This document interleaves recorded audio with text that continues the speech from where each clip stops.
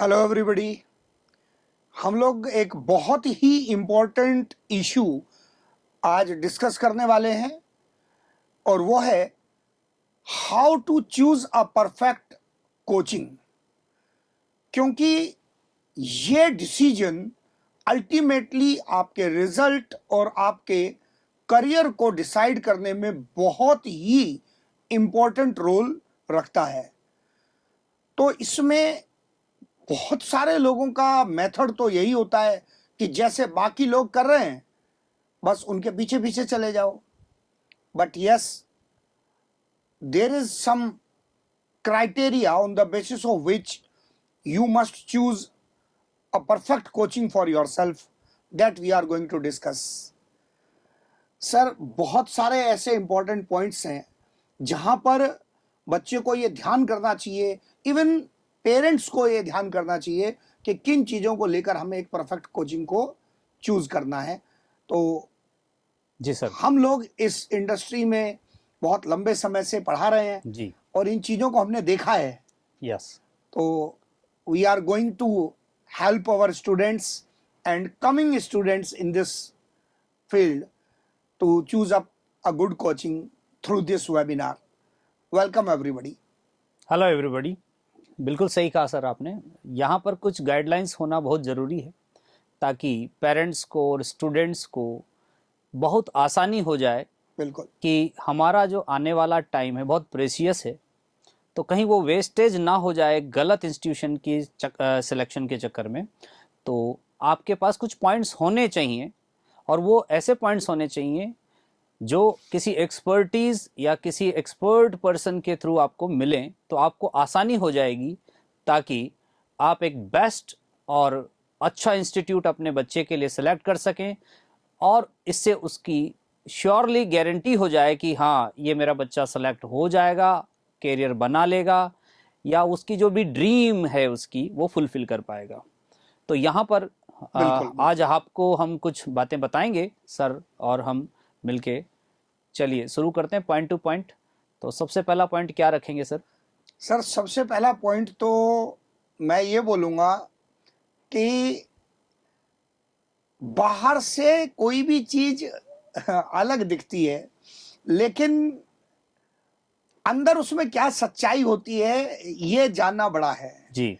और हम अंदर के लोग हैं, इंडस्ट्री को देखे हैं, बहुत गहराई से देखे हैं, लंबे समय से देखे हैं, तो उन अंदर की बहुत सारी चीजों को पहचानते हैं जो बाहर से एक नए बच्चे को या उसके पेरेंट को दिखाई नहीं देगी जी। Because for industry these new students, their parents are like customers. Yes. You can polish yourself from outside to appear something which you are actually not. And people do that. Sure. People do that. Sure. तो सबसे पहला जो point हम लोगों की नज़र से sir बच्चे को और उसके पेरेंट को अपने स्ट्रॉन्ग ऑब्जर्वेशन में लाना चाहिए, वो है गुड एकेडमिक टीम। यस, ये बैकबोन है और पिलर हैं इस इंडस्ट्री के। और जैसा कि आप जानते हैं, एक अच्छा टीचर और एकेडमिशियन होना बहुत ज़रूरी है क्योंकि बच्चे के डायरेक्ट कांटेक्ट में तो आपके टीचर ही रहने वाले हैं।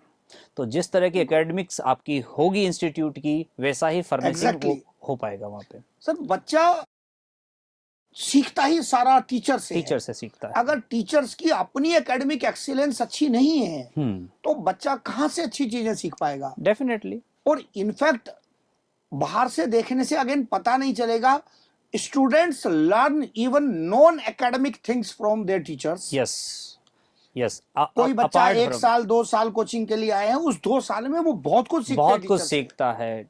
एकेडमिक्स मतलब उसकी जो स्टडी व जो टीचिंग है, जो भी है, उसके अलावा भी बहुत सारी ऐसी बातें होती है, पर्सनालिटी है उसकी एक्टिविटी है, वो सबसे भी बच्चे काफ़ी अपनी लाइफ के लिए कुछ ज़रूरी बातें सीखते हैं।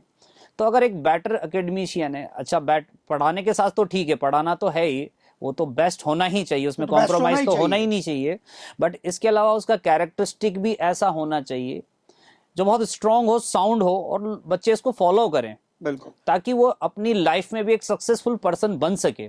तो इसके लिए बहुत जरूरी होता है कुछ कुछ ऐसी बातें जानना जो आपके एकेडमिशियन से वो सीख सकें।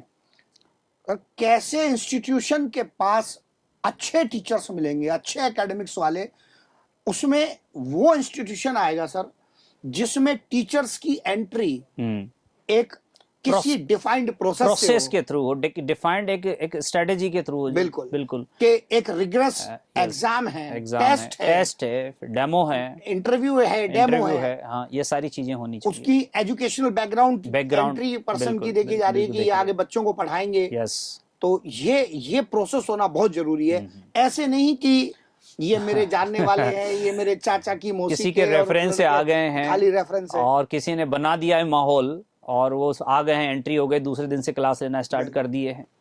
तो ये सब नहीं, तो क्योंकि कुछ समय तक तो चल जाएगा, उसके बाद आप देखेंगे कि स्टूडेंट सफर करना स्टार्ट कर देते हैं। आप देखो सर कि इस प्रकार के लोग अगर होते हैं तो वो कम समय टिक भी पाएंगे, और अगर टिकेंगे भी तो फिर बच्चों को लॉस भी करेंगे, बीच में छोड़ के चले जाएंगे, बीच में छोड़ के जाएंगे। ये सबसे बड़ा हार्म होता है आपके बच्चे के साथ भी और एकेडमिक्स के साथ भी।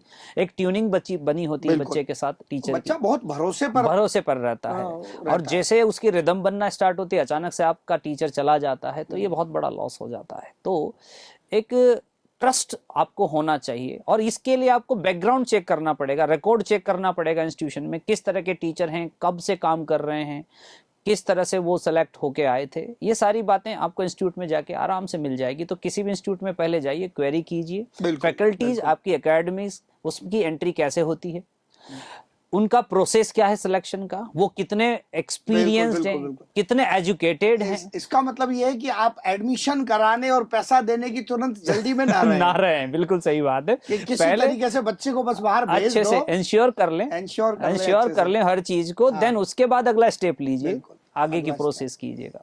तो पहली बात तो एकेडमिक जो हम बात कर चुके हैं कि एक पिलर होता है, बैकबोन होता है इस इंडस्ट्री का। इंडस्ट्री कहना बेकार है, इंस्टीट्यूशन है ये। इंस्टीट्यूशन हम फ्यूचर बनाते हैं, हम जिंदगियां बनाते हैं लोगों की, जो वो अपने लिए ड्रीम करते हैं।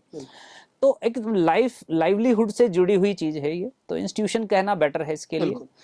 तो एक तो बात ये हो गई कि एकेडमिक्स आप चेक करिए, अच्छे से चेक करिए, पॉइंट्स हमने बता दिए हैं किस तरह से होने चाहिए। उसके बाद आप बात करते हैं इंस्टीट्यूशन के इंफ्रास्ट्रक्चर का, उसका बैक हिस्ट्री का, उसकी स्टेप एस्टेब्लिशमेंट का, उसका स्टैंडिंग का, कितने समय से इंस्टीट्यूट आपके फील्ड में है। लेकिन सर जो पिछला पॉइंट है उसमें एक इंटरेस्टिंग पॉइंट ऐड करूं मैं जी, अगर स्टूडेंट्स और पेरेंट्स दोनों के लिए, जो हम डेली लाइफ से बहुत आसानी से कनेक्ट कर पाएंगे, समझ पाएंगे कि आखिर इसका सेंस क्या है जी। कि अगर हमारे घर में कोई बीमार हो गया जी जी हाँ, और हम उसको हॉस्पिटल लेकर गए, ऑब्वियसली वहीं जाना पड़ेगा। तो ठीक है, अब आगे हम भी बिल्डिंग या इंफ्रास्ट्रक्चर और फैसिलिटीज की बात करेंगे, बट स्टिल सबसे पहले बात हमने की है एकेडमिक की। मींस हॉस्पिटल में जाने के बाद ट्रीटमेंट डॉक्टर करेगा, बिल्डिंग नहीं करेगी। सो सबसे पहली प्रायोरिटी है कि अगर आपको करियर बनाना है तो जो टीचर्स आपको पढ़ा रहे हैं वो एक्सीलेंट होने चाहिए, स्टेबल होने चाहिए, ट्रस्टवर्थी होने चाहिए, और मतलब वेरीफाइड होने चाहिए। हाँ, तो ये बहुत जरूरी है, बहुत जरूरी है।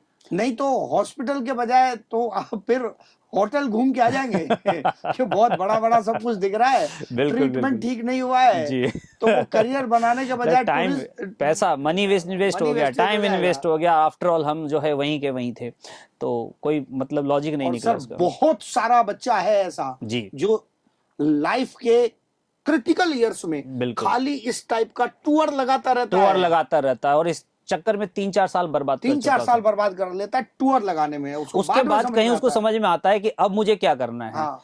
तो मतलब वो बाकी के उसके जो स्टूडेंट्स हैं, और ये चीजें हेल्प करेंगी आपको ये टाइम वेस्टेज, मनी वेस्टेज करके टूर लगाने से। बिल्कुल, एक फैमिली के लिए भी बहुत हार्म ये हो जाता है, डिफिकल्ट हो जाता है कि इतना पैसा इन्वेस्ट कर दिया है। बिल्कुल, तो ये बहुत चीज़ें बहुत अच्छे से जस्टिफाई करके ही आगे बढ़ना चाहिए।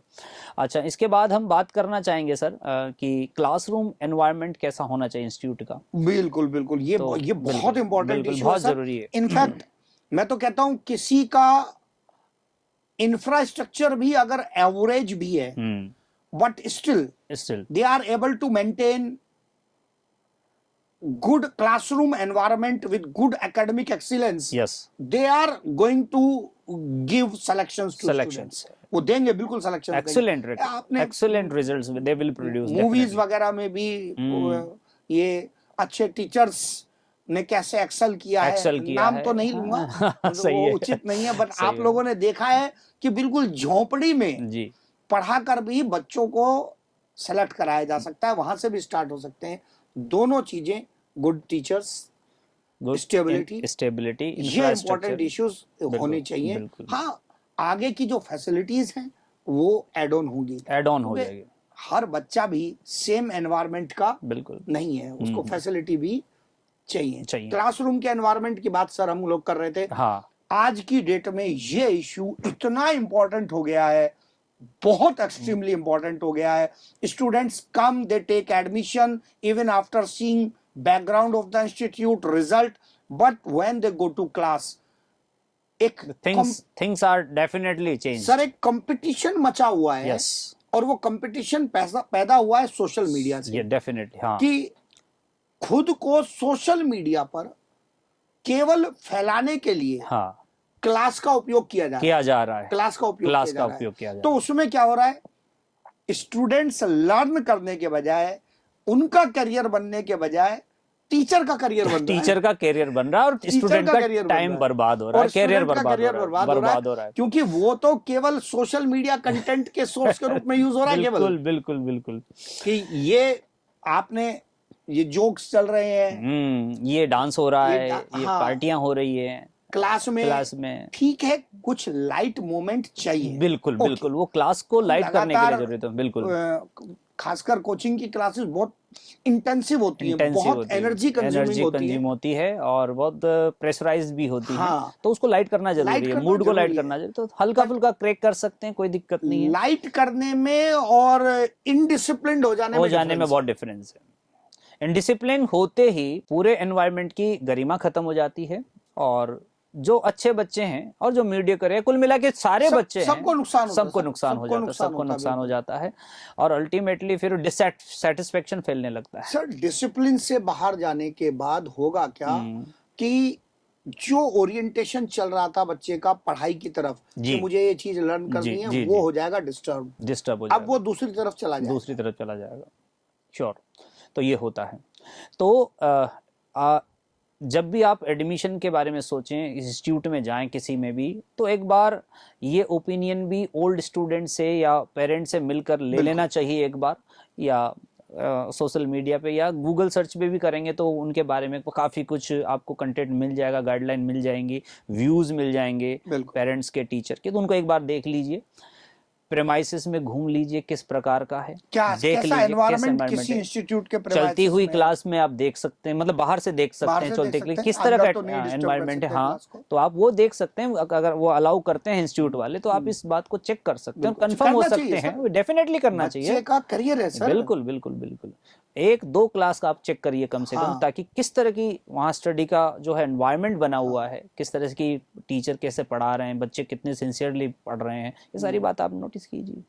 ये जो चेक करने का हमारा पॉइंट आया सर, देखो जितने भी अच्छे बड़े इंस्टीट्यूशंस हैं, वो कोई आपको डेमो वाली क्लास की फैसिलिटी तो नहीं देते, बिल्कुल नहीं देते हैं, क्योंकि अब इतने साल उन्होंने रेपुटेशन बनाई है, बिल्कुल बनाई है, तो उस पर वो शक नहीं करना, रिजल्ट दिए हैं, वो नहीं चाहते कि कोई शक करे इस बात पर आप दूसरे बच्चे जो पढ़ रहे हैं, हाँ, उनकी क्लास देख उनसे कोई फीडबैक ले सकते हैं, कोई दिक्कत, ये अच्छा है, इस तरह से आपको करना चाहिए।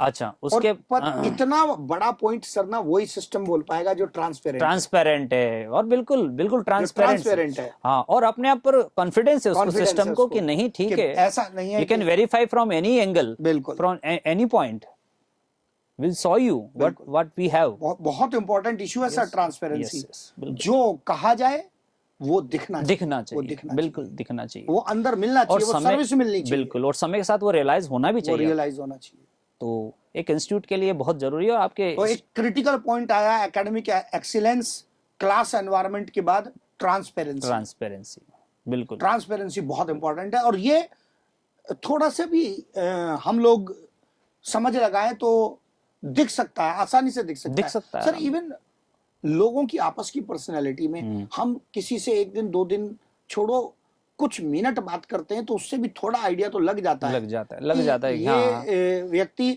स्पष्ट खुल के सच बात कर रहा बात कर रहा है या कुछ छुपा है या रहा है, कुछ छिपा रहा है। सही बात है, वो पता चल जाता है। तो 2-3 बातें ही छोटी हाँ, छोटी बिल्कुल आपस में बिल्कुल कॉन्ट्राडिक्ट होते ही पता बिल्कुल चल बिल्कुल जाएगा पता कि चल जाता है ये तो सच तो नहीं बोल सच रहा तो नहीं है। आप सच तो फैक्ट्स नहीं। देख लीजिए, फैक्ट्स अवेलेबल होंगे बैक साइड में, हिस्ट्री में जाइए, फैक्ट्स मिलाइए, फैक्ट्स वहां बात करिए सामने और फिर मिलाइए आप क्या कहना चाह रहे हैं, ये गलत कह फैक्ट रहे हैं, वाले सही कह रहे हैं। पॉइंट से हम लोग आई थिंक आना चाहेंगे सर रिजल्ट पर। हाँ बहुत इंपॉर्टेंट है रिजल्ट।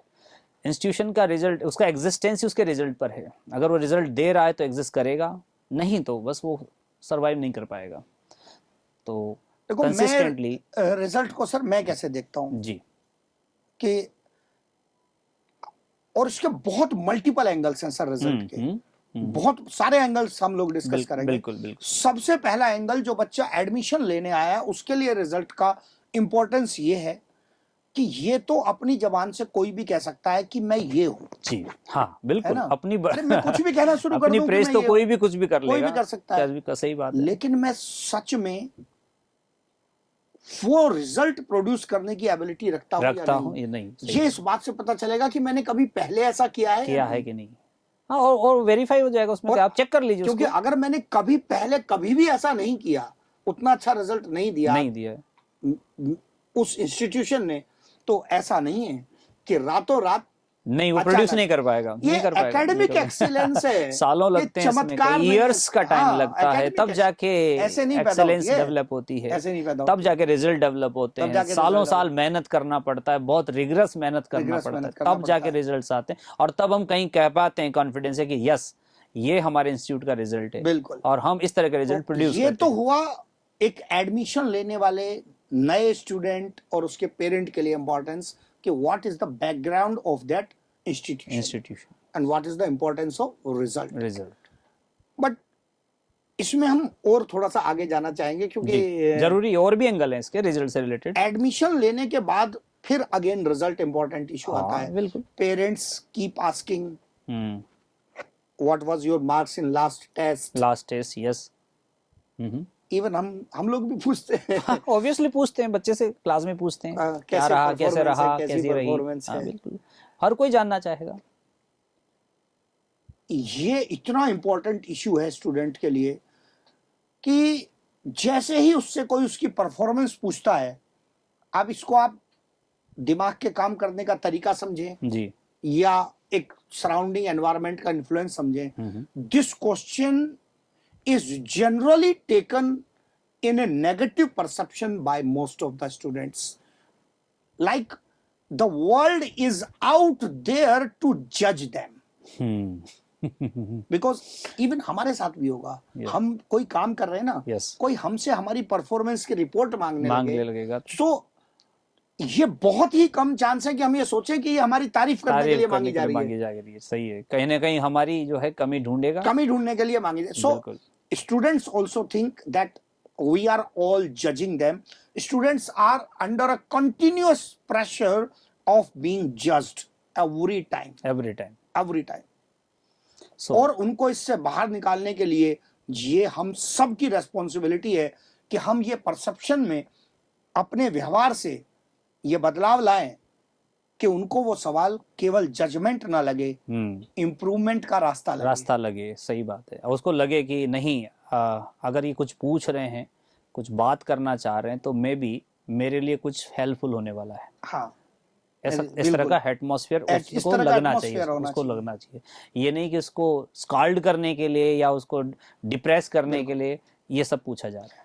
और ये समझना बहुत बड़ी, मैं तो कहूँगा, नासमझी होगी कि वो स्टूडेंट, वो बच्चा, चाहे वो टेस्ट में कम परफॉर्म कर रहा है, लेकिन sir human understanding, human behaviour understanding एक हर इंसान के पास है। यस, इंसान छोड़ो, ह्यूमंस तो इंटेलिजेंट Humans intelligent हैं एक और- जानवर के साथ आप प्यार से व्यवहार करेंगे, बिल्कुल वो बिल्कुल, पहचानता है वो फटाफट पहचानता है, कि मेरे साथ इमीडिएटली अच्छा प्यार से पहचान लेता व्यवहार है। किया जा यस रहा है। Yes yes. तो ये ह्यूमन टच जो स्टूडेंट के साथ होगा, हाँ। वो इंस्टीट्यूट में उसका एकेडमिक्स जो है या उनका जो बाकी का स्टाफ है, वो उन सब के मिलने से ये क्रिएट होता है, बिल्कुल। सबके साथ काम करने से क्रिएट होता है। तो आपको ये देखना है कि इंस्टीट्यूशन में किस तरह का एटमॉस्फेयर है, कि मेरा बच्चा जो दूर से आकर अगर पढ़ रहा है तो उसके साथ ह्यूमन टच रहेगा कि नहीं रहेगा। अगर वो किसी भी तरह से डिप्रेशन में आ रहा है किसी भी तरह से, तो उसकी हेल्प करने वाले लोग हैं कि नहीं, उसे बात करने वाले लोग हैं कि नहीं। Very important issue, very important issue. तो ये बहुत जरूरी है, क्योंकि इंस्टीट्यूशन सिर्फ पढ़ाने के लिए रखें तो सिर्फ इससे बच्चे का कुछ भला नहीं होने वाला है। सर ये ह्यूमन टच वाले पॉइंट को और इलेबोरेट कीजिए आप, तो जी, पेरेंट्स को इससे फायदा होगा बहुत। बिल्कुल बिल्कुल। तो ह्यूमन टच में ये है कि मान लीजिए बच्चा पढ़ते पढ़ते निराश हो गया, उसको लग नहीं रहा कि मेरा मूड नहीं लग रहा पढ़ने में, मेरे मार्क्स भी अच्छे नहीं आ रहे हैं, तो कोई मुझसे बात करने वाला हो, मुझसे ये जानने वाला हो कि बेटा ऐसा क्यों हो रहा है, बच्चे क्यों हो रहा है, इसके पीछे क्या रीज़न है। जब रीज़न जान लिए जाएं तो ऐसी टीम उसके साथ हेल्प करने के लिए होनी चाहिए, जो उसको सजेस्ट करे, उसको असिस्ट करे कि किस तरह से इन पॉइंट्स पे, इन बातों पर तुझे ध्यान रखना है, तो तेरा इंप्रूवमेंट होगा और धीरे धीरे होगा बच्चा इसके साथ। तो उसको एक मॉरल सपोर्ट मिल जाना चाहिए, ह्यूमन टच मिलेगा तो डेफिनेटली कोई भी बच्चा मीडियोकर होगा या फिर थोड़ा सा पुअर परफॉर्मर होगा, वो भी अच्छा करने लग जाता है, उसको एक अच्छा एनवायरनमेंट मिलने लग जाता है और वो उसकी परफॉर्मेंस डेफिनेटली इम्प्रूव हो जाती है। तो सिर्फ हम ये कहना चाहते हैं कि कोई इंस्टीट्यूट में सिर्फ ये ना हो कि बच्चा क्लास में आए, एक क्लास लेसन ले, आपकी लेक्चर ले और चला जाए, फिर आए फिर चला जाए, इस बीच में क्या कुछ हो गया उसके बारे में किसी को कुछ पता नहीं है, क्योंकि इंस्टीट्यूशन ने ये सोचा है कि मैं तो फीस लूं, मेरा काम पढ़ाने का है, बाकी का काम मेरा नहीं है। तो देखिए ये संभव नहीं है कि एक छोटा बच्चा है, जानता नहीं है दुनियादारी को अच्छे से। पर्सन का डेवलपमेंट हो रहा है, शॉपिंग मॉल नहीं है, शॉपिंग मॉल नहीं है, बिल्कुल सही बात है, पर्सनैलिटी डेवलपमेंट पूरा बिल्कुल, और वो एक पार्ट है, लर्न करने, ग्रो करने का टाइम होता है, ये एक पार्ट है शॉपिंग मॉल। तो इंस्टीट्यूट में ये ऐसा एटमॉस्फेयर आपको चेक करना चाहिए जब आप एडमिशन के समय जा रहे होते हैं, कि आपके एटमॉस्फेयर इंस्टीट्यूट में आप किस तरह की हेल्प देते हैं स्टूडेंट को। अगर मेरा बच्चा, एक क्वेश्चन करिए बच्चा वहाँ इंस्टीट्यूट में जाके, मेरे बच्चा कल से निराश हो गया, डिप्रेस हो गया, तो आपकी तरफ से क्या एफर्ट किए जाते हैं, बस इतना बात आप पूछिए, फिर वहां से क्या रिप्लाई मिलता है उसके बेसिस पर आप जज कीजिए कि हाँ ये कितना हेल्पफुल होंगे मेरे लिए। क्योंकि जैसे ही आप हाई टारगेट सेट करेंगे कि हम एक बड़ा एग्जाम बीट करना है, चैलेंजेस आएंगे, डिप्रेशन भी आएगा, डेफिनेटली आएगा, अप्स एंड डाउन्स लगे रहेंगे बिल्कुल। जैसे स्कोर अच्छा आएगा वो खुश होगा, लेकिन अगले ही पल लगेगा कि यार मेरा तो डाउन हो गया, वो निराश हो जाएगा। उसको उस टाइम पीरियड को निकालना, उससे बाहर लाना बहुत जरूरी होता है। तो ये सब एकेडमिक्स के साथ साथ हमारे पास टीम होनी चाहिए इंस्टीट्यूट में। तो एक इंस्टीट्यूट में इस तरह की टीम को वेरीफाई कीजिए कि इनके पास ऐसी टीम है कि नहीं, साइकोलॉजिकल सपोर्ट बिल्कुल, और along with academic support ये होना चाहिए, बिल्कुल होना चाहिए, बिल्कुल प्रॉपर टीम होनी चाहिए डेफिनेटली। तो ये सब आपको चेक करना चाहिए कि हाँ इस प्रकार की चीजें वहाँ अवेलेबल हैं कि नहीं है। एक तो ये हो गई। दूसरा होता है मेडिकल, कभी कभी मेडिकल इमरजेंसी आती है बच्चों के साथ, क्योंकि बाहर रहते हैं, बाहर का खाना, हॉस्टल वगैरह में रहते हैं, तो कभी कभी वो अपनी मर्जी से बाहर मार्केट भी चले जाते हैं, तो खाने पीने से रिलेटेड या सीजनल आपकी डिजीज हो जाती हैं, कई तरह की प्रॉब्लम्स हो जाती हैं। तो मेडिकल कॉफी सर बिल्कुल ठंडी हो जाएगी। अरे सर इतना जरूरी डिस्कशन है तो कॉफी भूल ही गए हैं। वो बीच में हम बच्चे को गाइड कर रहे हैं ना कि बीच में रिलैक्सेशन चाहिए, तो वो हमको भी तो चाहिए। We are in the same category of human beings. Medical emergency के लिए मैं कहना चाहूंगा सर कि हमारे इंस्टीट्यूट में, मैंने बोला तो है कि we are in category of human beings, yes yes, but आपने भी शायद फील किया हो या नोटिस किया हो, एक टीचर एक ऐसा वर्ड हो जाता है कि sometimes all surrounding environment start feeling like they are not human beings. Means they are supposed to behave in a very limited environment. Limit environment, कि यस यार यस, ये बीच में अपनी बातचीत के बीच में कॉफी क्यों ले कॉफी आती क्यों है? ले आती है? हम भी human beings हैं। ऑब्वियसली ऑब्वियसली, मतलब एक ट्रेंड लग जा रहा है, तो उस ट्रेंड में अगर हम कुछ एक्स्ट्रा आने की कोशिश करता है तो वो एजिटेट सा करता है, ऐसा हाँ, क्यों हो बिल्कुल, रहा है, ऐसा नहीं क्यों हो रहा रहने है? दो इसको, चलो पहले वो कर लेते हैं। हाँ, तो ठीक है सर, कुछ और पॉइंट्स लाइफ हैं, के पार्ट है वो सब चलते वो सब रहते हैं। चलते रहते सबके लिए चलते हैं, बिल्कुल। टीचर्स के लिए भी चलते हैं। हम भी आफ्टर ऑल ह्यूमन बीइंग ही हैं। मेडिकल फैसिलिटी के बारे में बात कर रहे थे हम कि इंस्टीट्यूशन के अंदर दोनों तरह के स्टूडेंट्स होते हैं, गर्ल्स भी होते हैं, बॉयज़ भी होते हैं, और मेडिकल इमरजेंसी किसी को भी हो सकती है किसी भी समय में।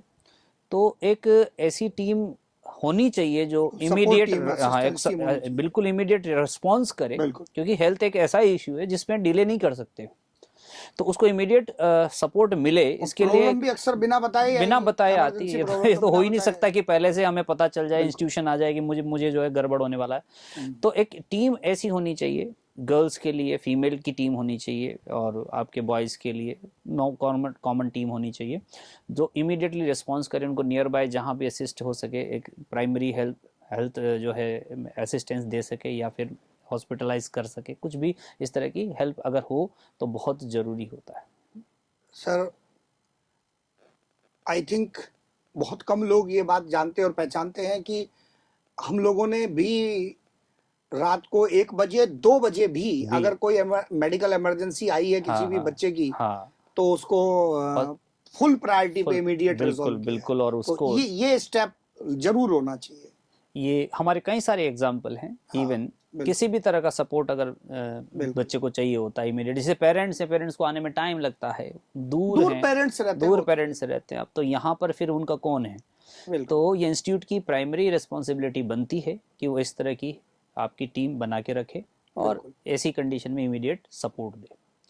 ठीक है सर, चलिए अगला एक पॉइंट ले लेते हैं। अपना डिस्कशन में आया था पॉइंट, हाँ, इंफ्रास्ट्रक्चर का। तो इंफ्रास्ट्रक्चर के बहुत बड़े बड़े मायने हैं। आप लोग ज्यादातर जो इंफ्रास्ट्रक्चर का मीनिंग समझते हैं वो केवल बिल्डिंग है या उसका फर्नीचर है, कैसा है, वो सारी ठीक है। एक comfortable sitting environment, yes that is necessary, no issues, but उसके वो एंगल्स भी हैं जो आप नहीं देखते हैं, वो हम बताएंगे। जी बिल्कुल। किधर चलते हैं? सबसे पहले बिल्कुल, सबसे पहले पैकेज के बारे में बात कर लेते हैं। वो भी इंफ्रा का, बिल्कुल इंफ्रा का, एकेडमिक इंफ्रा ही है, बिल्कुल।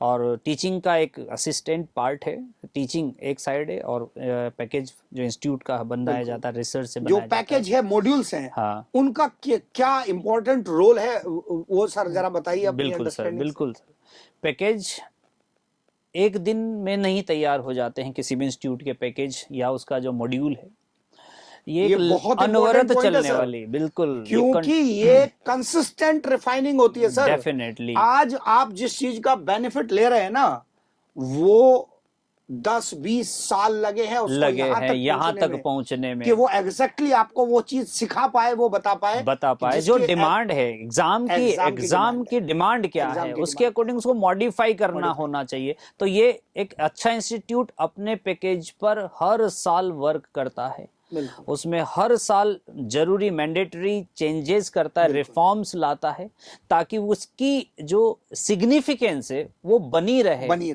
और सीधा जो जिस एग्जाम को हम टारगेट कर रहे हैं, जिसके लिए वो पैकेज मॉड्यूल बनाया जा रहा है, उसमें उसकी सिग्निफिकेंस बनी रहे, उसकी वैल्यू बनी रहे, एक्चुअली में बेनिफिट हो बच्चे, बिल्कुल एक्चुअल में बेनिफिट हो, और उसको बच्चे को ये लगना नहीं चाहिए कि मैं इसको क्यों सॉल्व करूं, क्या मुझे इसको, अगर जब इसका मॉड्यूल्स या पैकेज के और क्या क्या इंपॉर्टेंट इश्यूज हैं, रोल्स हैं आपकी नजर में सर? जी सर, उसमें देखिए वो एक साइंटिफिक तरीके से डिजाइन किया होना चाहिए, उसके अंदर कितना इंपॉर्टेंट पॉइंट, बिल्कुल सिलेबस का जो कंटेंट है वो बड़ा साइंटिफिकली उसके अंदर पैक किया होना चाहिए।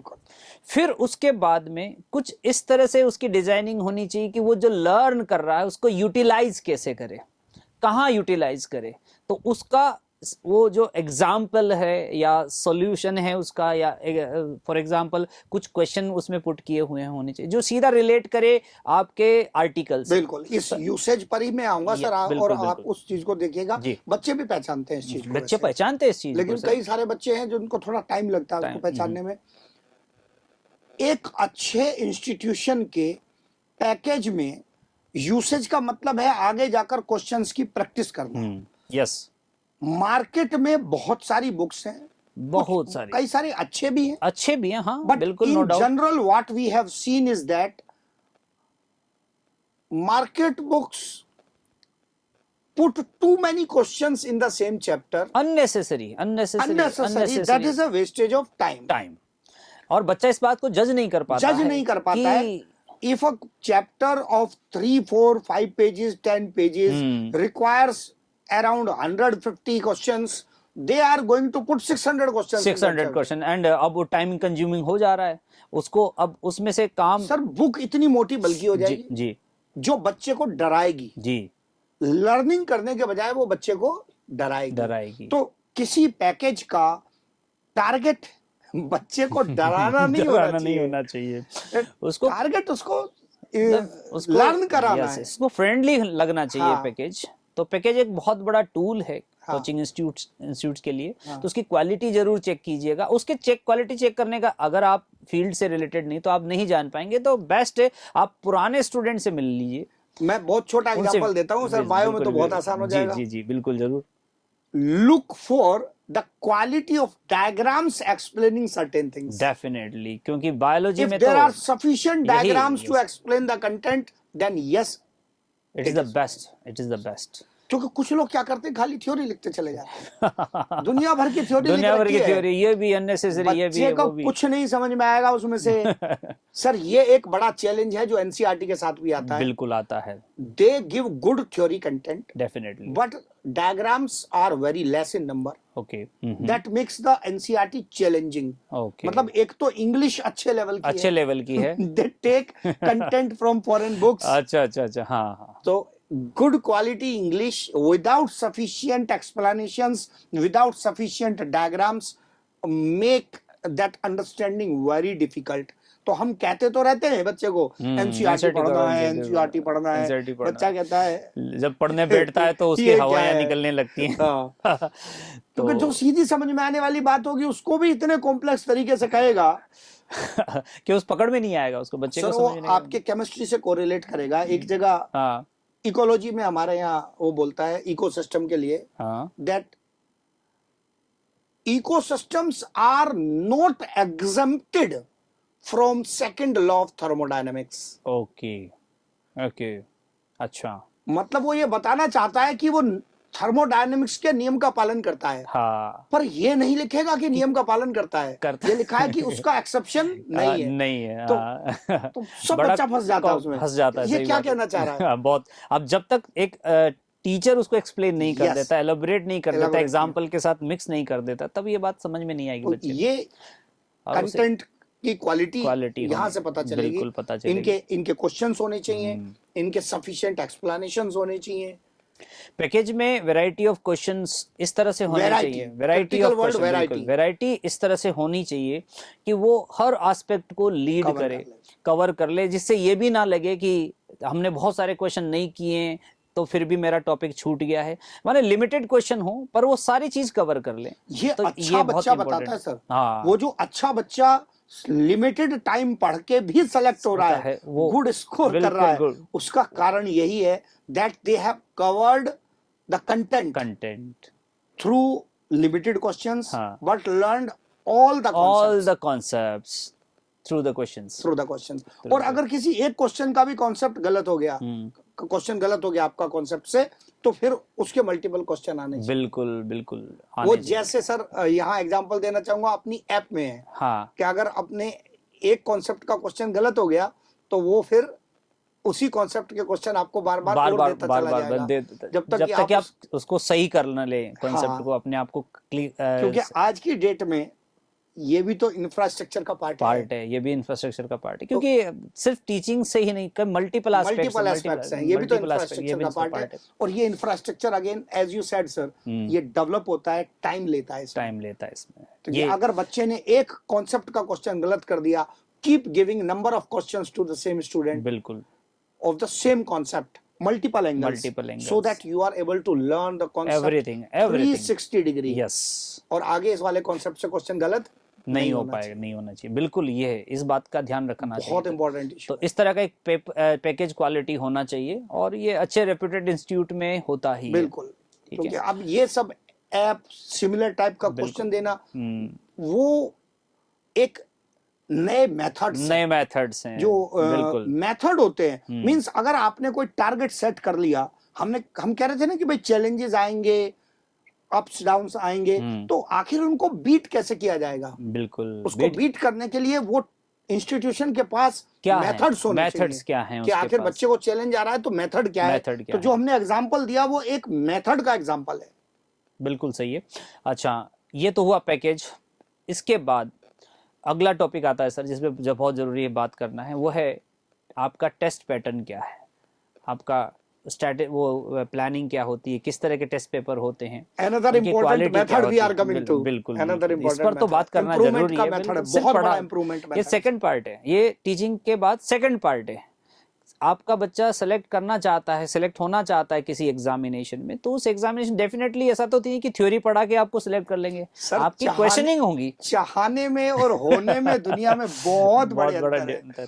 तो उस चाहने को होने तक ले जाने के लिए बहुत कुछ करना पड़ता है। उसी का ये एक और पार्ट है, इस पर भी डिस्कस होना चाहिए और आप लोगों को भी इस बात पर ध्यान देना चाहिए कि इंस्टीट्यूशन की टेस्टिंग पैटर्न किस तरह की है, उसकी टेस्टिंग मेथडोलॉजी क्या है, किस एथिक्स पर या किस पॉइंट्स पर वो अपने टेस्ट तैयार करते हैं, उनका मोटो क्या है टेस्ट तैयार करने का, कि ये सिर्फ पढ़ा दिया उसको चेक करना है, या उस टेस्ट का मीनिंग है कि बच्चे को इस तरह से तैयार करना है, एग्जाम के लिए तैयार करना, जो सीधा फाइट करे बिल्कुल सिमिलर वे में, कि मिलकर वो समझे कि ये जो मैं टेस्ट दे रहा हूं बिल्कुल ऐसा ही टेस्ट एक दिन मेरे मेन एग्जाम का होगा। ये जो पॉइंट है इसमें सर एक क्रिटिकल इशू आता है जी।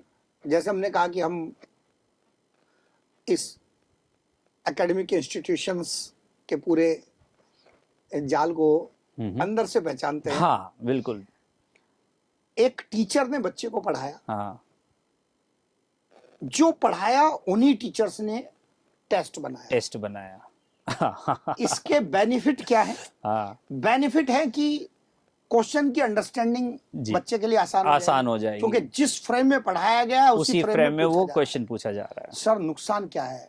दिमाग की डाइवर्सिटी ओपन ही नहीं खत्म हो जाएगी, वो खत्म हो जाएगी, मतलब ओपन ही, हाँ ओपन ही नहीं हो तो खत्म, मतलब अगर मैं अपने ही बनाए सवाल का आंसर देने लगूं, हाँ तो फिर मैं क्या और दूसरी चीज नया तो सोच ही नहीं पाऊंगा, मेरा इनोवेशन ही खत्म हो जाएगा, मेरा जो थॉट प्रोसेस खत्म हो जाएगी। सो ठीक है, लोकली मेड टेस्ट पेपर्स हो सकते हैं, बट इंस्टीट्यूशन के पास ऐसी भी रिसोर्स होनी चाहिए जहां पर टेस्ट पेपर वो टीचर बनाए जिन्होंने उस बच्चे को पढ़ाया नहीं है। बिल्कुल सही बात है, ये अलग होना चाहिए। Test paper must be within the syllabus, must be within the syllabus under the topic, but it must be found by some other bodies.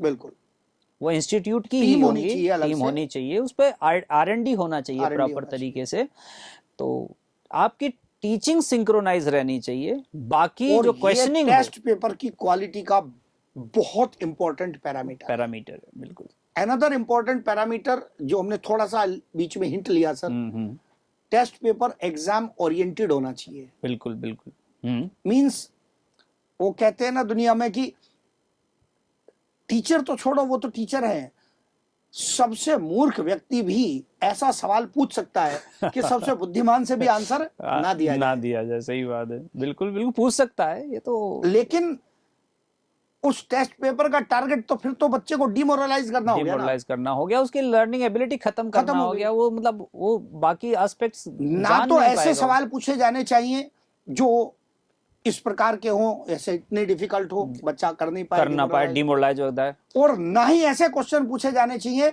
जिनमें बच्चे से चमत्कार की आशा की जाए। बिल्कुल सही बात है।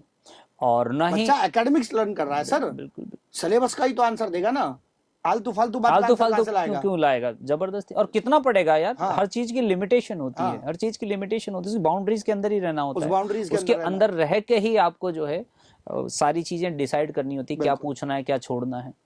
और क्वेश्चन पेपर बनाते समय कई बातें ध्यान रखी जाती है, कई जैसे लेवल ऑफ क्वेश्चन ही का ध्यान रखा जाता है कि वो एक डाइवर्सिटी होनी चाहिए, इजी, मॉडरेट, डिफिकल्ट, व्हाटएवर जो भी है। पेपर ये must be mix, yes, it should be mix की ना सारा आसान ना सारा डिफिकल्ट। बिल्कुल, ताकि बच्चे को हर तरह के लेवल से जूझने की एक कैपेबिलिटी डेवलप हो जाए। पेरेंट को कहाँ से पता चलेगा? इन जनरल वो जो आपने कहा था सर कि पुराने बच्चे कई बार ये फीडबैक दे देते बिल्कुल दे हैं देते कि किन इंस्टीट्यूशंस का टेस्ट पेपर एग्जाम ओरिएंटेड है, एनसीईआरटी ओरिएंटेड है। बिल्कुल exactly.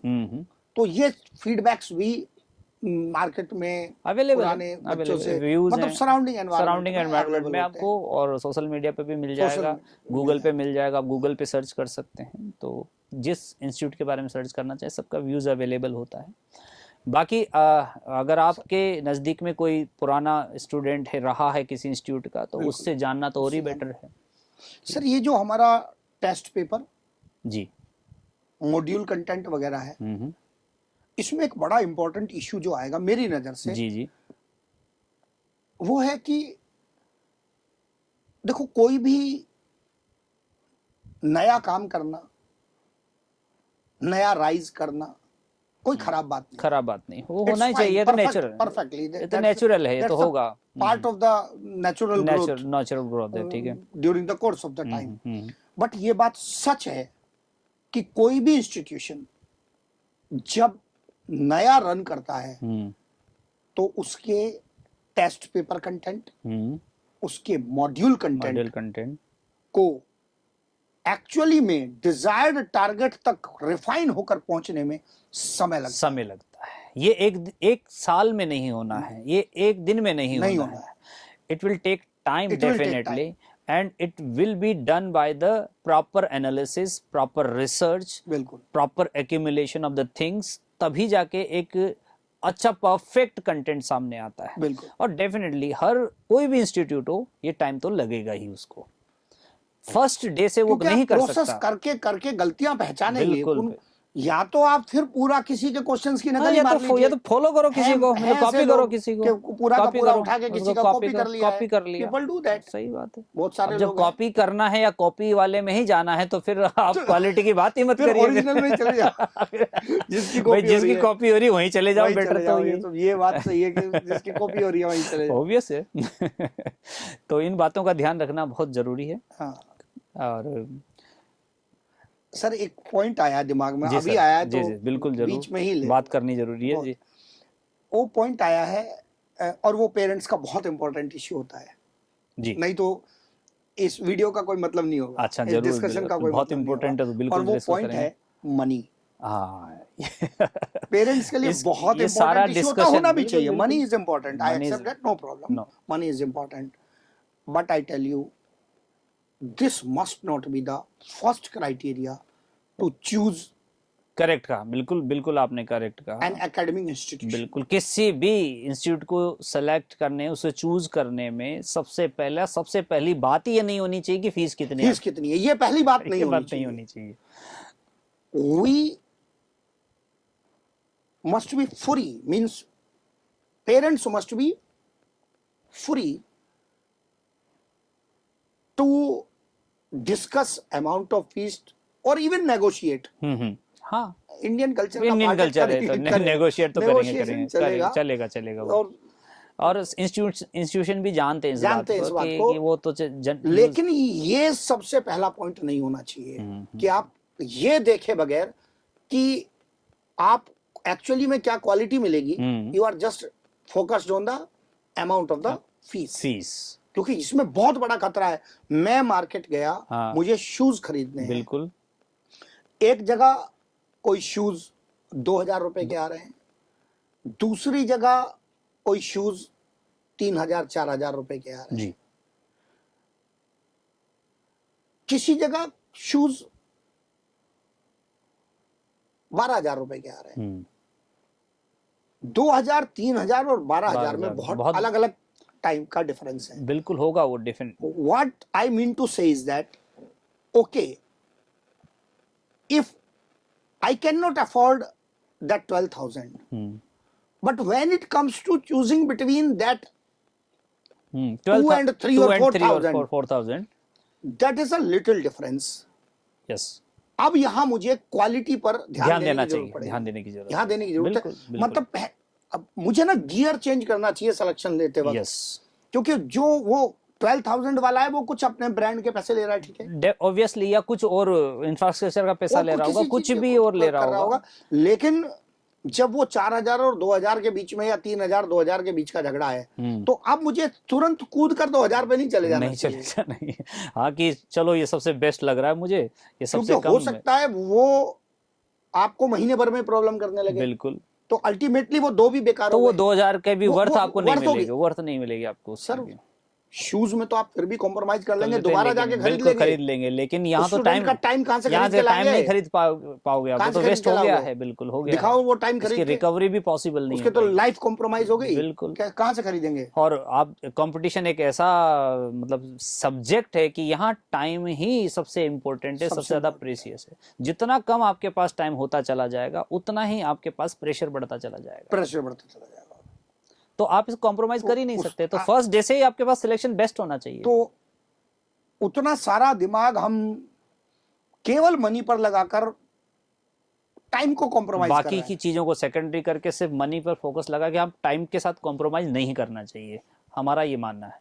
So negotiate no issue, but after deciding the quality, after deciding first of all सभी एस्पेक्ट को जान लीजिए, अच्छे से कंफर्म कर लीजिए, फिर अगर पैसे का थोड़ा बहुत अप या डाउन हो रहा है वो आप इवन कोई भी इंस्टीट्यूशंस हैं, तो इन जनरल हम भी देखते हैं सर, एडमिशंस होते हैं, तो अगर किसी के कोई इश्यूज हैं तो वो कंसिडर भी किए जाते हो हैं। जाते हैं। और आजकल बहुत सारे वेज अवेलेबल हैं, बहुत सारे ways बहुत सारे कि एक आप अच्छे इंस्टीट्यूट को इसलिए छोड़ रहे हैं कि आपको अफोर्ड नहीं हो रहा है, हाँ। तो असिस्टेंस के लिए आजकल अब फाइनेंस होने लगा है, वो हाँ। टीम वहां पर असिस्ट करने के लिए आपके पास अवेलेबल होती है, आप उनके साथ मिल लीजिए, बट कॉम्प्रोमाइज मत कीजिए प्लीज, क्योंकि आपके बच्चे के फ्यूचर का मामला है। एग्जाम निकाल लेगा, हाँ, तो उससे कई गुना उसी दिन वसूल हो जाएगा। सही बात है। और अगर एग्जाम नहीं निकला ना, तो जो आधा भी दिया था वो भी बेकार चला और टाइम और गया, और टाइम और गया।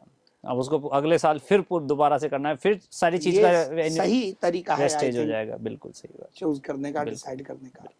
बिल्कुल जल्दबाजी ना करें, बिल्कुल किसी भी इंस्टीट्यूट को सिलेक्शन में जल्दबाजी बिल्कुल ना करें, क्योंकि आपके बच्चे के फ्यूचर का बात मामला है, उसके करियर का मामला है, और ऑब्वियसली आपके फ्यूचर का भी मामला है, क्योंकि बच्चे से आप जुड़े हुए हैं, आपका फ्यूचर बच्चे का फ्यूचर, तो ये सब आपस में कनेक्टेड हैं। तो किसी भी डिसीजन को लेने से पहले छोटी छोटी बातें हैं, हमने कुछ पॉइंट्स रखने की कोशिश कर रहे हैं, उन काफ़ी बातें हमने कर ली, फिर भी बहुत सारी ऐसी बातें होती हैं जो आप अपने लेवल पर डिस्कस कर सकते हैं और अच्छे से सेटिस्फाइड हो सकते हैं। उसके बाद आप एडमिशन दिलवाइए, क्योंकि उसके बाद जब आप एक डिसीजन ले चुके होंगे तो आपको रिग्रेट करने का कोई ऑप्शन भी नहीं रहेगा। सर दो इम्पोर्टेंट पॉइंट हैं जो बहुत आसानी से सीधे पेरेंट्स को समझ में भी आते हैं जी, इससे आगे चलने पर, वो है एक तो अगर बच्चे का लेक्चर छूट गया, हाँ, उसका बैकअप क्या है, बिल्कुल सही बात है, और डाउट क्लियरिंग की क्वालिटी क्या क्योंकि इन दोनों के बिना इंप्रूवमेंट पॉसिबल नहीं है। ये बहुत इम्पोर्टेंट, इस पर बिल्कुल सर, ये बहुत इम्पोर्टेंट पार्ट है कोचिंग का, इंस्टीट्यूशन का, कि देखिए बच्चा डेफिनेटली मतलब जितना दिन ड्यूरेशन के लिए उसने कोचिंग ज्वाइन किया है वो पूरा दिन अटेंड कर ले, ये बहुत जरूरी नहीं है, या ये संभव भी नहीं है। बीमार हो गया, दो दिन का कोई लेक्चर छूट गया, आपको घर जाना पड़ सकता है किसी वजह से, मतलब अननेसेसरी कुछ भी ऐसा हो सकता है कि जिसकी वजह से आपके लेक्चर छूटेंगे डेफिनेटली। अब जो लेक्चर छूटेंगे वो बहुत इंपॉर्टेंट लेक्चर होते हैं, हर दिन एक इंपॉर्टेंट होता है, सारी चीजें कनेक्टेड है। तो अब जब बच्चा वापस आकर ज्वाइन कर रहा है तो उसका जो बैकअप होना चाहिए वो बहुत इंपॉर्टेंट है, उसका बैकअप होना चाहिए, किस तरह से बैकअप होना चाहिए इस पर ध्यान देना जरूरी है। इंस्टीट्यूशन इसके लिए क्या करते हैं, क्या वो ऐसे छोड़ देते हैं, चलो तेरी मर्जी, तू छोड़ के गया, हम क्या कर सकते हैं, ये हमारी रिस्पॉन्सिबिलिटी नहीं है, या फिर वो एक जिम्मेदारी मानते हुए सिंसियरिटी के साथ बच्चे का जो लॉस हुआ है उसे कवर अप करवाता है। अब कवर अप करवाता है तो उसके तरीके क्या हैं, मेथड्स क्या हैं, ये जानना जरूरी है। तो हम इंफ्रा की बात कर रहे थे, उसी से कोरिलेटेड है। There must be recorded lectures, yes, of good teachers and in proper language, जो बच्चे को उस छूटे हुए लेक्चर कंटेंट को कवर कर सके, और वो हर समय अवेलेबल होना चाहिए बच्चे, हर समय अवेलेबल।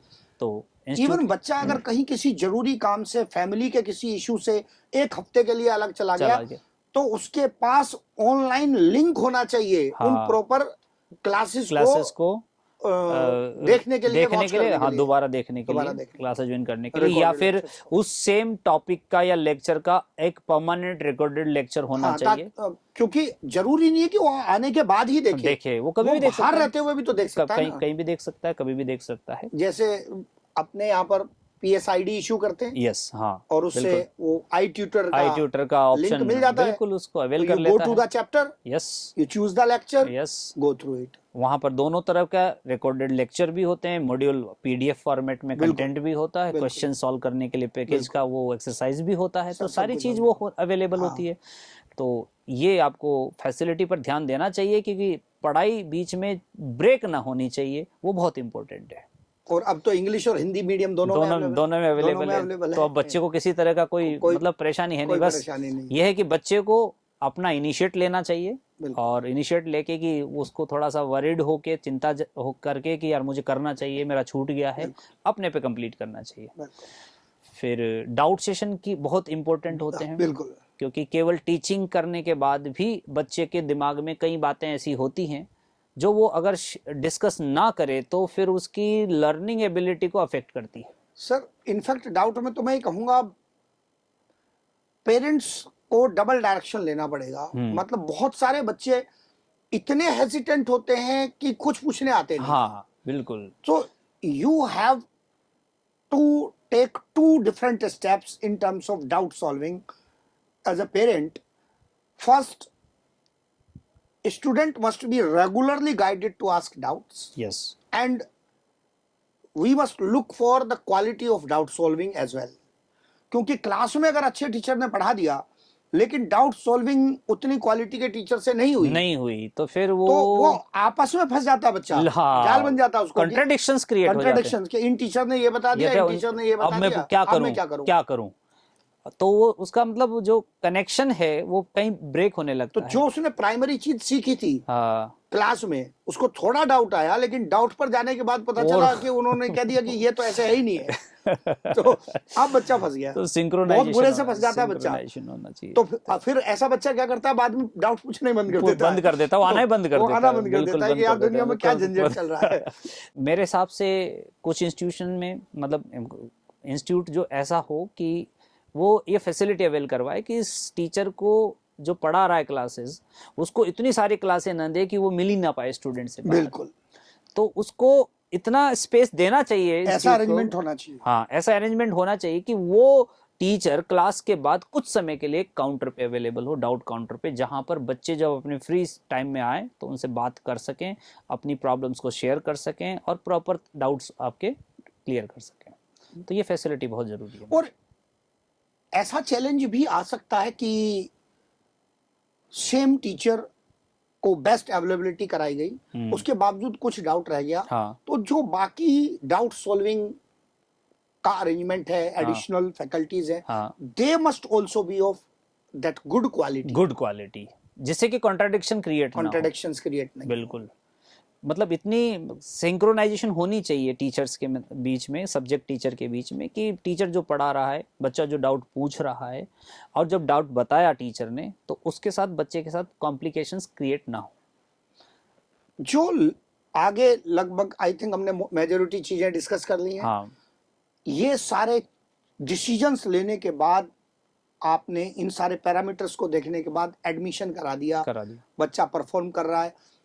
कुछ बच्चे अच्छा परफॉर्म करेंगे, कुछ एवरेज या बिलो एवरेज भी करेंगे। तो मतलब तो अब हमें ये चेक करना है कि इन तीनों कैटेगरी के बच्चे के लिए इंस्टीट्यूशन के पास क्या फैसिलिटी है। हाँ, सही बात है। तो हमने कहा था ना कि हम अंदर की चीजें जो जानते हैं वो चीजें आपको बता रहे हैं। सबसे पहले ज्यादातर लोग ये सोचते हैं कि जो बच्चा एवरेज या बिलो एवरेज स्कोर कर रहा है, चैलेंज केवल उसको है ना, जो बच्चा अच्छा स्कोर कर रहा है उसको भी चैलेंज है, उसको भी चैलेंज है। एक तो मेंटल स्टेबिलिटी बनाए रखना, क्योंकि ऊपर बैठकर और अपनी स्टैंडिंग बनाए रखना आसान काम नहीं है। दूसरा, उसको मेंटल सैचुरेशन आता है, बिल्कुल, क्योंकि वो बाकी के सराउंडिंग एनवायरनमेंट में इतनी आसानी से एकेडमिकली मिक्स नहीं हो रहा है, क्योंकि वो उसका लेवल ऑलरेडी हाई है। So system must have some additional content, questions या additional classes, to avoid the saturation in such kind of students. Yes definitely वो उसको लगातार चैलेंजेस मिलते रहना चाहिए, Challenges, वो चैलेंजिंग ताकि वो एनवायरनमेंट अपना- बना yes, बना रहना चाहिए उसके लिए परफॉर्म करता मक्खन रहे, नहीं हो जाना चाहिए। बिल्कुल बिल्कुल, क्योंकि मक्खन हो जाने पर वो ओवर कॉन्फिडेंट हो जाएगा रिटायर्ड सर। हो जाएगा, फिर वो वो रिटायर्ड ओवर कॉन्फिडेंट हो जाएगा और जो उसको परफॉर्म करनी चाहिए थी वो नहीं कर पाएगा, एक्चुअल परफॉर्मेशन नहीं आ पाएगी। तो सही बात है, उसके लिए नेसेसरी अरेंजमेंट इंस्टीट्यूट के पास होने चाहिए कि ऐसे बच्चे जो हैं बहुत एक्स्ट्रा टैलेंटेड हैं, और बाकी हाँ उनके लिए लगातार एफर्ट्स करते रहने चाहिए, अलग से कुछ एक्टिविटी चालू रहनी चाहिए ताकि वो अपना जितना मैक्सिमम आउटपुट दे सकता है एग्जाम में वो दे, जिसे रैंक भी कह सकते हैं। बिल्कुल। तो ये सब जरूरी बातें हैं। एवरेज और बिलो एवरेज का सिस्टम तो इन जनरल हम सब लोग पहचानते हैं कि लगातार ये एनालाइज होना चाहिए कि बच्चा कहाँ गलती कर रहा है। जो टीचर्स क्लास में पढ़ा रहे हैं अगर वो ईयर लॉन्ग बच्चे के साथ बने हुए हैं, क्योंकि बार बार टीचर चेंज होते हैं तो ये पता ही नहीं चलता कि बच्चा अच्छा कर रहा है कि नहीं कर रहा। सही बात है। लेकिन अगर वो टीचर्स ईयर लॉन्ग वहीं बच्चे के सामने हैं तो वो बहुत अच्छे से आइडेंटिफाई कर लेते हैं कि बच्चा कैसा परफॉर्म कर रहा है। वो ये एनालाइज कर सकें कि बच्चे को यहाँ इन चैप्टर्स में एडिशनल सपोर्ट की जरूरत है, यहाँ ये बच्चा गलती कर रहा है। मतलब टेस्ट केवल इसलिए नहीं है कि टेस्ट लेकर फॉर्मेलिटी छोड़ दी, इतने मार्क्स आए। They must be use as a method, as a tool to improvise the students. There must be an analysis कि किस बच्चे ने किन चैप्टर्स में गलती की है, उसको गाइड किया जाए कि इनको दोबारा रिवाइज करो। उन्हीं के क्वेश्चंस दोबारा रिवाइज कराए जाएं ताकि उन चैप्टर्स में बच्चे का इंप्रूवमेंट आए। एक पॉइंट और मेरे दिमाग में क्लिक कर रहा है सर, उस पर भी बात करनी चाहिए। देखिए, कंपटीशन एक सेंसिटिव मैटर है, कंपटीशन की तैयारी करना एक बहुत सेंसिटिव मैटर है, क्योंकि यहाँ पर बच्चे को पास नहीं होना है, यहाँ पर अपने आप को प्रूव करना है और लिमिटेड नंबर्स में ही अपने को इन करना है, बाकी को तो एक्सक्लूड होना है। बिल्कुल। तो जो इंस्टीट्यूट है उनकी जो क्लासरूम टीचिंग होती है, उस क्लासरूम के अंदर क्राउड कितना है इस पर भी फोकस करना चाहिए मेरे हिसाब से। बिल्कुल। एकदम भीड़ भर लिए हैं, 500 बच्चा है, 600 बच्चा है, टीचर पढ़ा रहा है, किसी बच्चे के साथ कोई इंटरेक्शन नहीं, बस पढ़ा रहा है, वो पढ़ के चले जा रहे हैं। क्लासरूम का बिल्कुल इंटरैक्टिव होना बहुत इंपॉर्टेंट इशू है। Student must feel involved in the classroom. Every student must feel कि yes I am participating properly. बिल्कुल। टीचर मेरी बात भी सुनेगा। सर ये लर्निंग टूल का बहुत बेसिक पॉइंट होता है। If you are not feeling a participant you will not learn. Definitely. तो बैच साइज भी थोड़ा सा अगर कंट्रोल रहे, स्टूडेंट्स का नंबर अगर क्लासरूम में कंट्रोल रहे तो मे बी हर बच्चे को पार्टिसिपेट करने का मौका मिलता है। बिल्कुल। ना कि मतलब क्राउड के बीच में बैठा आ रहा बच्चा जा रहा है, फिर वो डाउट सेशन में जाके अपनी फ्रस्ट्रेशन निकालता है या कहें कि अपनी प्रॉब्लम्स को शेयर करता है, तो फिर ये बड़ा प्रॉब्लम हो जाता है। अगर मतलब डाउट का जो वॉल्यूम है वो पूरा सिलेबस नहीं हो जाना चाहिए। नहीं हो जाना चाहिए, क्योंकि अगर पूरा सिलेबस ही डाउट में चला गया तो फिर तो कैसे प्रिपरेशन होगी। बिल्कुल सर। तो बैच साइज पर भी थोड़ा फोकस करना चाहिए। जब आप इंस्टीट्यूट में विजिट करें कि कितना बच्चा एक क्लास में बैठ रहा है, उस पर ध्यान देना चाहिए। I think sir we have tried to cover as many points as possible to guide। काफी हमने रिसर्च भी किया था इस बात पे कि क्या बोलना चाहिए और किन बातों को प्रायोरिटी में रखना चाहिए ताकि पेरेंट्स को एक अच्छी गाइडलाइन मिल जाए। तो हमने कोशिश तो किया है, लेकिन and still there can be more views or more point can you people will tell definitely add on into these things and मौका मिलेगा we will try to take care of them in next meetings. Definitely we'll try. Thank you everybody. Thank you so much.